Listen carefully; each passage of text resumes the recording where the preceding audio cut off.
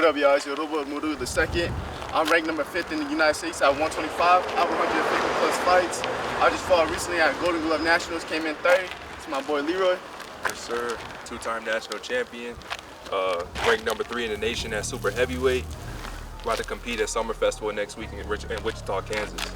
Kaleb Medina, been ranked multiple times by USA Boxing. So here, trying to get ranked again in elite male, 132. Nice. Look out. All right, Yoruba, what are we doing today? We about to hit this 5-mile run up here in the Shadowboxing Mountains. Man, it's deadly, man. It's a killer run, so we about to get this shit going. Oh, let's roll it.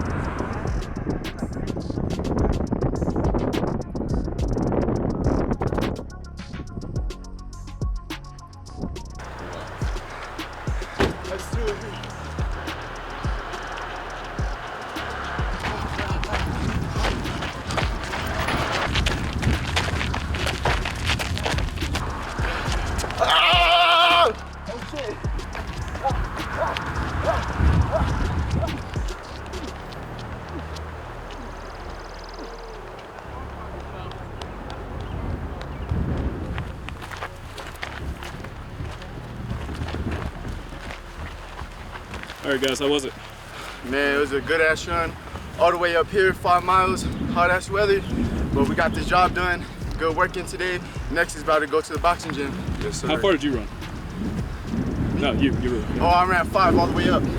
Bro, I stopped at 2. I promised him 2, I gave him 2. That was a tough run. How much you run? Like 3.5. So what's it like actually running up these hills? Have you been to any other hills in any other states, or do you have something to compare it to? Oh, the other one I ran was up in Colorado. I did I forgot which mountain it was, but we did another one. But the other one wasn't really running. It was the one with the stairs. Yeah. I forgot what that one is, but yeah. The stairs are tough too, man. Yeah. Oh, that one's different. Yeah. No, I'm playing with on that one. One step you send to the shadow realm. So out here though, right? We got obviously different air, probably hard to breathe, you know, everything else. So just tell me a little bit about that. Like, what's it like training here versus other places? I know you've been to Colorado, but I'm sure you've been somewhere. I'm sure you've been somewhere. What's it like training here? I feel like we got an advantage over everybody. Like whenever we travel out of state and stuff like that, we good to go all 3 rounds. Keep the same pace from the first round all the way through. Yeah. So definitely being in New Mexico, Albuquerque, like we got a leg up on the competition. What do you think, Yoruba? Yeah, definitely. It's definitely different up here. And this is one run. You should check out the Sandia Crest. All up here. When I mean all uphill, that one's different. First mile, your leg's gone. But that's when it comes to the mental aspect. You just gotta, like in boxing, you just gotta bite on that mouthpiece and push through. You feel me? You can't just let that break you. Yes, sir. Yeah. What do you think, bro? Yeah, no, that's what I think, especially when we go to the tournaments, because they're like all out of state, and it makes getting to those 3 rounds easy, especially when you see your opponent in the 3rd round gas, you know? So in the 3rd round, everybody here, are you generally, like, you're super heavyweight, so like, are you ever tired? It really just I know depends you're on the tired. fight. Yeah, I get winded a little bit, but not like they do. Like I'm still able to push through it, and shit, sometimes get a stoppage in the 3rd round. Okay, all right. What about you? I know you don't get tired. I ain't gonna ask you. What about you? yeah, no, in the 3rd, it just makes it a lot easier. Like I said, you got that mental edge over them. You just feel good. Honestly, I feel like it's just starting out sometimes, depending how I get warmed up. But that 3rd round is my favorite. All right, guys, great workout, great run. See you guys at the gym. Thank you. Good shit.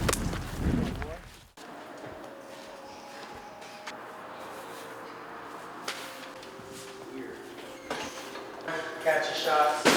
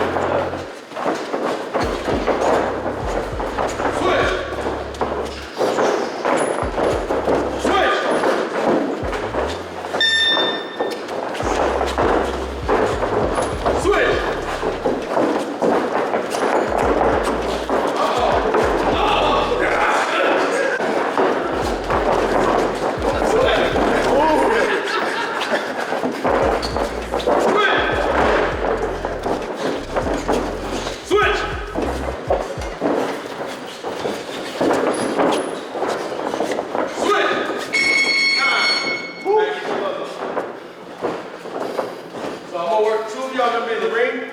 I was comparing your gloves to his gloves.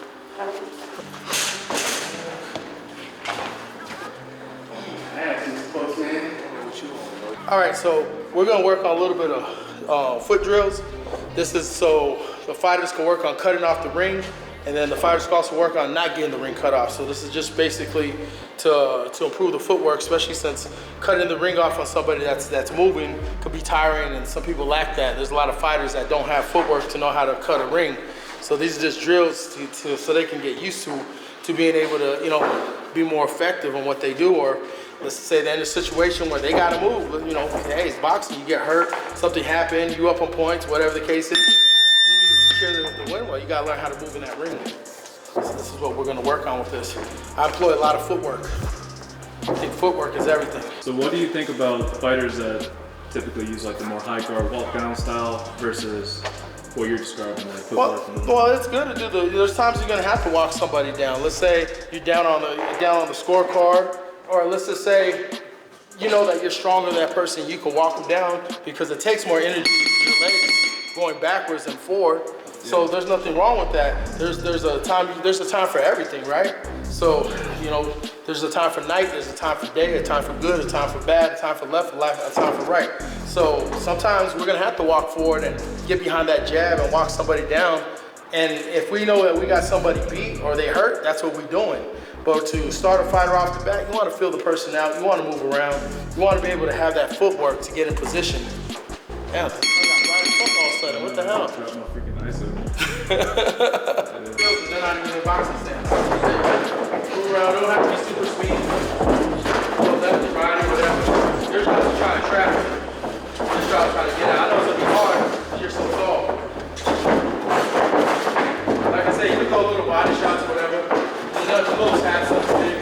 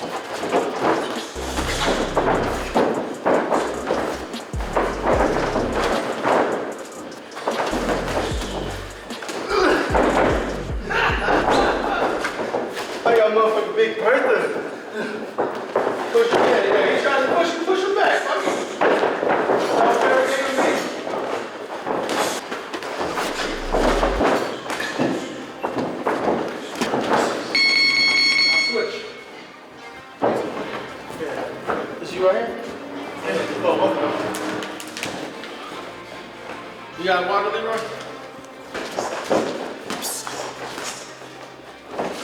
Yeah, but move around still so that way he has no choice. You know what I'm saying? Have fun, that way you can work. There you go. Have fun with that footwork, bro. You have fun, sure. You got that footwork, you can get away and spin. Do that shit. Make him work hard and try to get to you.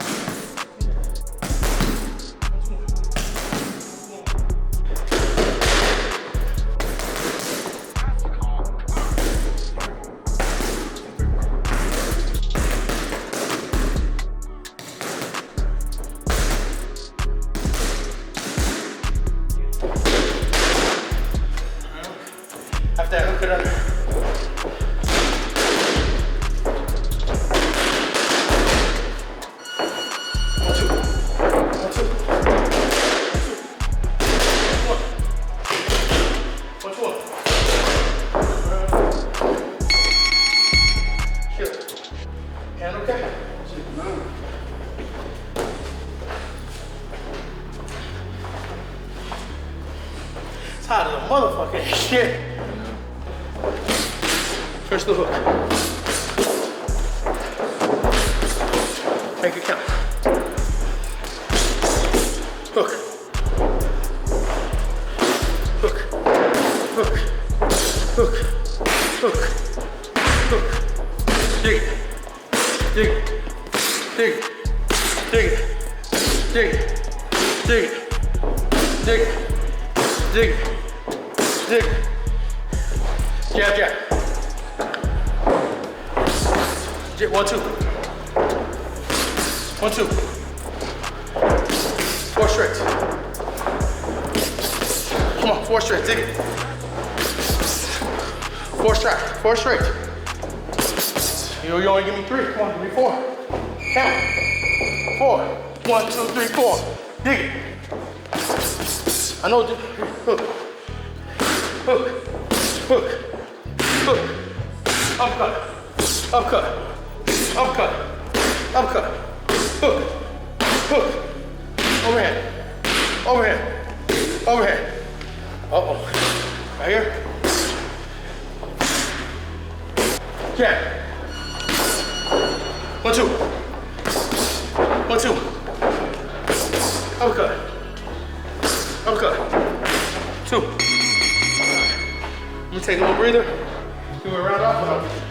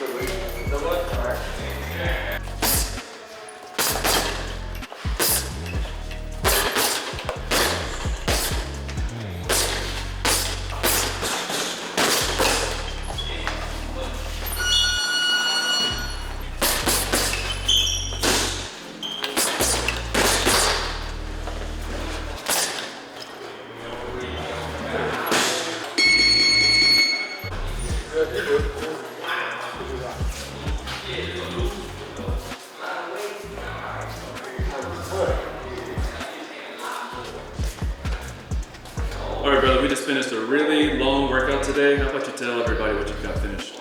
Woke up, went for a 5-mile run in Tejedas, got that done, came over here to Duke City Underdogs, started with the warm-up, shadow boxing, worked defense and offensive drills, then we hit some mitts, we did the pads, we did the noodles, the shield, then finished off on some rounds of bags. But right now, we're closing that up right now, on to the next. You told me earlier that you're ranked number 5 in the nation, and I know I saw you at National Golden Gloves and you were doing really well.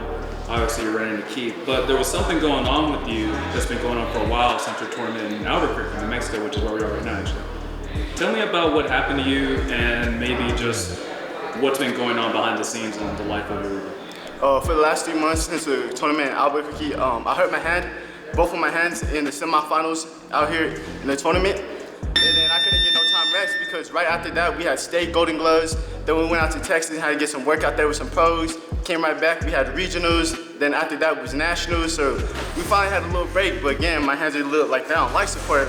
My hands are messed up right now. They back to healing though, but yeah, we getting back. My knuckles, my thumb, my wrist on both hands. Like I said, them mugs don't like support, but we've been healing them, doing little workouts to get them back, but we slowly getting back stronger and better. What are you doing exactly to try to repair your hands? Because I know like for a boxer, your hands are like your life. So what are you doing to kind of put everything back together?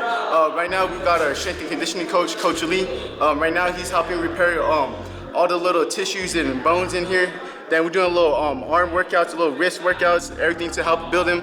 He's trying to help our grip strength, our wrist strength, everything to help that so those injuries don't come back right now. Now of course we're doing the cold ice and water, hot water and Epsom salt to get my hands right.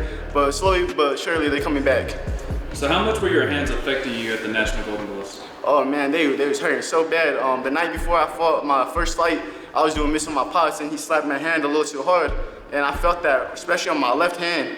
So going into them fights, I was feeling it in my left hand. That's why you didn't see me throwing my left so much. And obviously, you know, it doesn't matter. Like, no one cares, really. Like, a loss is a loss. There's no asterisk, like, oh, my hands were messed up, that's why I lost the fight. But it's a reality for a lot of boxers. Like, nobody goes into a fight 100%. You know, everybody is typically dealing with something. So what do you do to kind of push those thoughts away from your mind? You're like, I still have to win the fight. Like, what are some things that you do to help you? Because everybody's going through the same thing. Like, your hands, somebody might have hurt their knee. You know what I'm saying? So give me some advice, or give the audience some advice on how you're able to push through that and still remain like one of the top ranked people in the country. You just gotta think, all the hard work you put into that, can't just let a little injury stop you, you feel me? Like, one thing I like about these runs we do in the mountains, first mile or 3, they get to your head, but that's at the end, the mental part, that's when it comes in. You can't let a little injury hurt you, and thank God for adrenaline, because you don't be feeling them in the fights until after. But like I said, you just gotta bite through. That's why you got a mouthpiece. Bite on that mouthpiece to keep going. One of my hands gets injured, I'm you, right? One of my hands gets injured really bad, my left hand. I'm like, shit, like that's my jab. Or in your case, it's your power hand, right? That's my power hand. I need to like, that's normally what I sleep people with. Now I can only rely on my jab. I can only rely on my footwork. Like, what are some things that you've done, or your coaches help you, your father has helped you done to kind of, I guess, bridge the deficiency when you don't have your power hand? Like, what are some things that you work on and you try to become good at so you can still fight and still win? Well, that's the thing. People are always worried about my left hand, but they always gotta watch it for my right hand. That's what be putting people down with my hook. But at the end of the day, I ain't trying to look for no knockout. I keep controlling on my jab hand, use my defense, pick my shots and stuff like that. That's why your lead hand's so important. That's why they say a straight could take you around the block, but your jab could take you around the world. I think you're done with the amateurs. Is that my understanding? We might do one more tournament or a little amateur show, but pretty much we're ready for that next chapter. But we still want to work on a little bit of other things than the boxing part, but we're almost at that point. Yeah, so do you want to tell the audience a little bit about what that process is for you? Because everybody is going through like a different process, right? It kind of depends on your resume, where you're ranked in the country. I know it's a little easier when you're top 10 to kind of get better deals and deals that, you know, just being able to transition to pros. So what has that process been like for you, and what are some things that you've heard? I know your father mentioned something about a pro frame. Whatever you want to talk about, just so you can kind of let the audience know, like, what is it actually like when you go from amateur to pro? Oh yeah, so definitely when you start getting in talks with these managers and promoters, they gonna let you know what you gotta work on. And one they told me is my pro frame, and I didn't understand that part. Like, people look at me, they underestimate. They say, oh, he's skinny, oh, he ain't that big or anything. But once they get hit by me, they start fighting differently or start changing their perspective on me. But other than that, just work on those little things, whatever the promoter or manager is suggesting. Ain't that hard, just work on that part. But yeah. How much did you being ranked top 10, or top 5 in this case, help your case for when it comes down to, you know, talk to those promoters? Like, when you're reaching out, or whether they're reaching out to you, I'm not really sure, but when they're reaching out, what is that conversation like? Like, hey, I'm top 5, hey, I'm one of the best in the country. How does your ranking help you in terms of making those deals and getting those better deals? Well, if you look at the 125 bracket or just the rankings in general, you'll see some like top notable names, like great names in there. And just to be ranking the top 5 with like Steven Navarro, Julius Bio, Jamal Harvey, kid from California, what's his name? Fuentes, and being in the top 5, and you got Zay Clem Moses, Shakur's cousin, got dude from DC, William Luther. You got a bunch of top names, and just being in the top 5 is a blessing. And like, to have your name on that list and show people like I'm here amongst these guys or ahead of these guys speaks for itself. I've been training with my pops since I was 6 years old, started competing at 8 years old. Some of the notable fighters I done fought was Keith Colo recently. I fought Jordan Fuentes, Thomas Covington, Cornelio Phillips, some of the top notable amateurs. History about New Mexico, people don't know that we produce a lot of world champions. We got Bob Foster, Austin Trout, Angelo Leo, that's gonna be fighting coming up soon. Johnny Tapia, Danny Romero, like some of them Hall of Famers right there. Right now I'm currently fighting out of Albuquerque, New Mexico.